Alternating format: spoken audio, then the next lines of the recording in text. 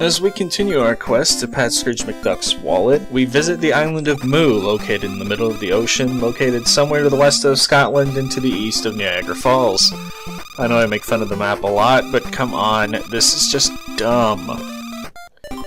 But Moo is actually probably my favorite level in a lot of ways. A, the music is kind of awesome, and B, the visual design really works here.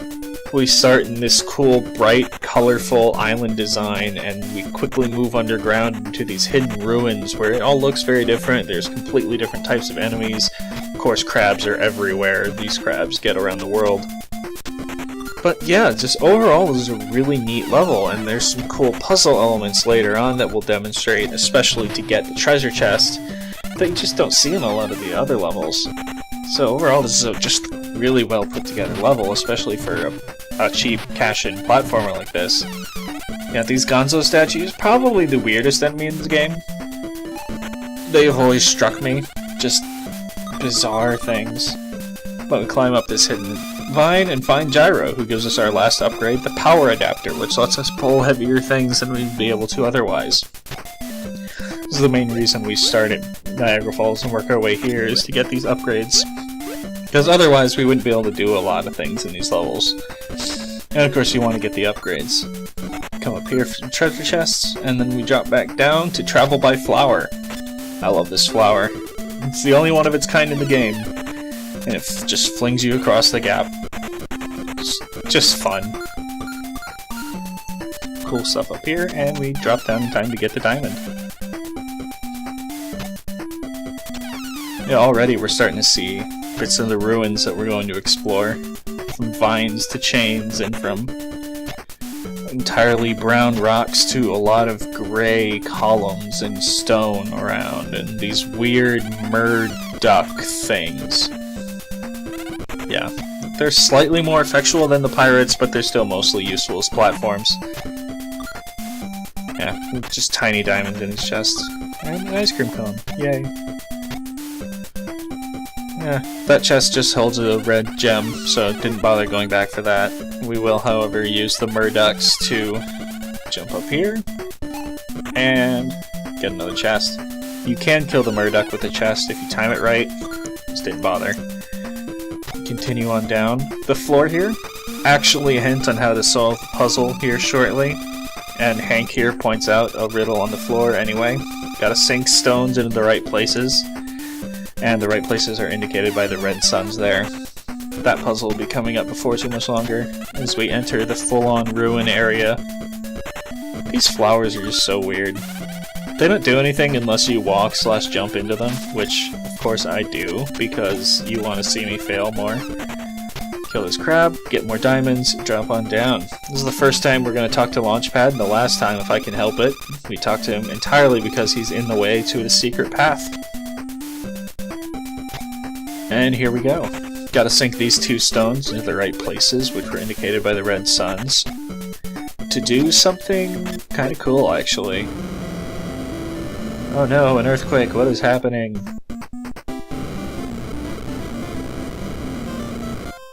Boom!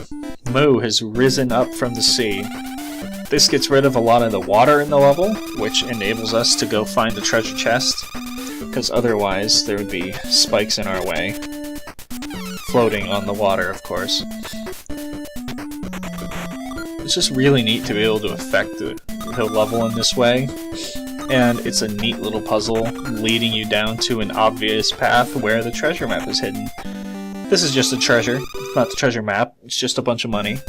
Of course, the treasure map is hidden behind this really tedious section of golf swinging your way through rocks. There's exactly one place in here where you can kind of screw up, and it's this hole.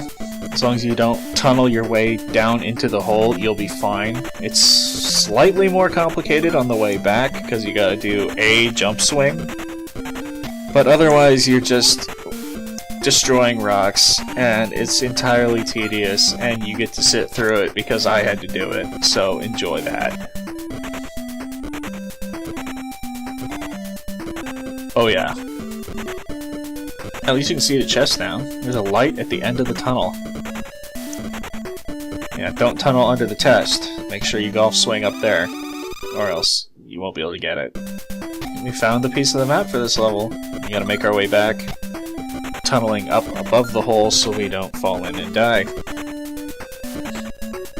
You know, for how cool the kind of puzzle was with the solution on the floor and dropping the stones in and raising the island, this is just unnecessary busy work. Ay, ay, ay. But we're out, and we get to continue on with the level. Exploring the ruins further. I still dig this music. Yep, don't want to fall in the hole after all we've done. These blocks are fake. A lot more obvious than a lot of the hidden places because of the blocks there that you can destroy. And right here we have probably the hardest boss in the game. Just this big stone magic duck robot thing. He has two basic attacks, stomps on the floor and brings down stones, which you need to hurt him. And he'll shoot out his fist, a la Hardman. To hurt him, you need to golf swing a rock into him, which will make him collapse, exposing his core, which you then pogo stick on. Otherwise, your pogo stick can't break through his hard, rocky exterior, and he'll just wander around with a really awkward walking animation, firing his fist at you until a random number generator tells you can hurt him. The blocks will hurt you if they fall on you, of course, as I've managed to demonstrate several times, and forcing me to eat some cake. It's okay though, I don't feel bad. Even though I probably should. Whatever. Yeah, he's mostly hard because he has a lot of ways to hurt you, and you can only hurt him under pretty specific circumstances. The fight can go on a long time, depending on how generous the RNG wants to be. Kind of a cool boss, but takes a while. There we go. Boom. And down he goes. And we collect this stone tablet that has an ancient spell written on it or something. It's not really important. As long as it's worth money, Scrooge McDuck don't care. And I raise an island from under the sea just to get a bunch of money. I'll buy some more health because it's available. Good old Hank. When he's not keeping pieces of the treasure map from us, he's at least selling us health. Next level, we'll be going to Scotland.